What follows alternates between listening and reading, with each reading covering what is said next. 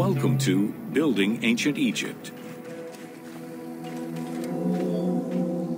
Constructed with bricks made of mud, most ancient Egyptian buildings were not permanent. Only religious temples and funerary monuments were meant to stand the ravages of time. For these very important structures, Egyptians used limestone, sandstone, and harder materials, such as granite, quartzite, and travertine. These heavy stone blocks were so prized that they were often transported from quarries located hundreds of kilometers away.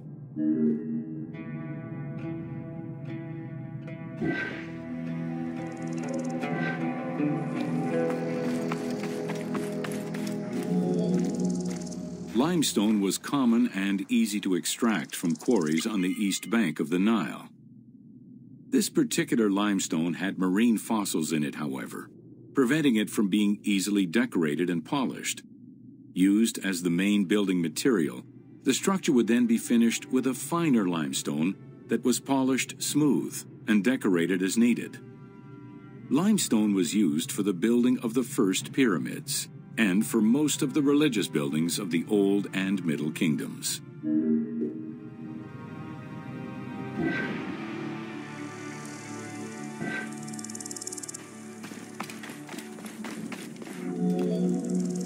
Ancient Egyptians preferred to use sedimentary rock beds or layers like sandstone and limestone because they were often easier to extract. The common method used to extract stone was the open-pit quarry. Stonecutters would find quality stone, shape, and dig it out on site. Open-pit quarries enabled many workers to work simultaneously on many blocks, which allowed for better productivity.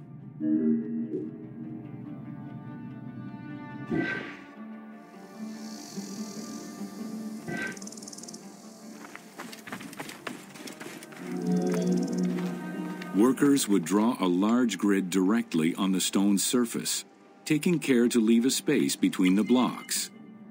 This allowed them to isolate the different blocks and create a trench that would make the extraction easier. Stoneworkers used iron chisels for hard rock and bronze or copper tools for softer rocks such as limestone. Removing material between each block created a trench line.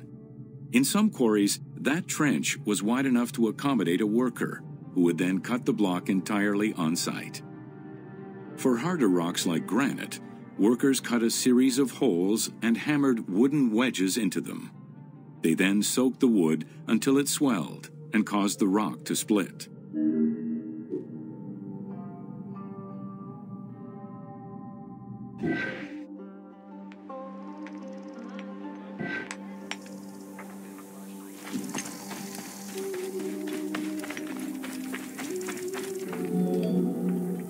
The gallery extraction technique was used when the desired rock was buried under layers of rubble. This method was often necessary in order to find the whiter and finer limestone required for a smoother finish. The first step was for the stoneworkers to create an access pit that would allow them to reach the desired wall of stone. Once a wall of quality stone was exposed, workers could then cut out smaller blocks. This pit required a descending platform. Designed like a stairway, it allowed them to free multiple galleries of blocks.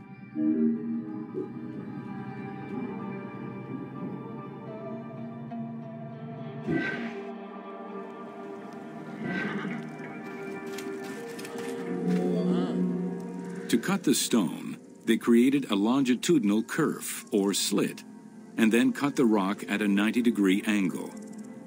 The lower side was determined along the geological layers or by using a horizontal cut. Wooden wedges were inserted in the rock and hammered in.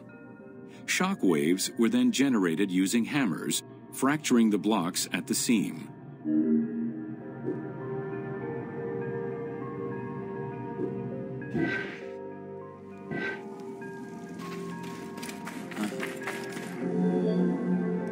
To maintain the stability of these mining pits over the course of quarrying, workers would leave support sections of unexcavated rock.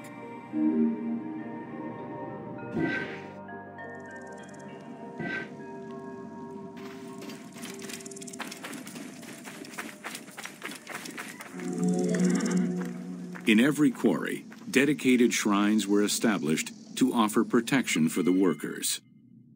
In particular, Serket, the scorpion goddess, was considered a very powerful deity among quarry workers. Every mine and quarry of ancient Egypt included a scorpion charmer, who was said to use magical powers to ward off the dangerous insects and keep the workers safe.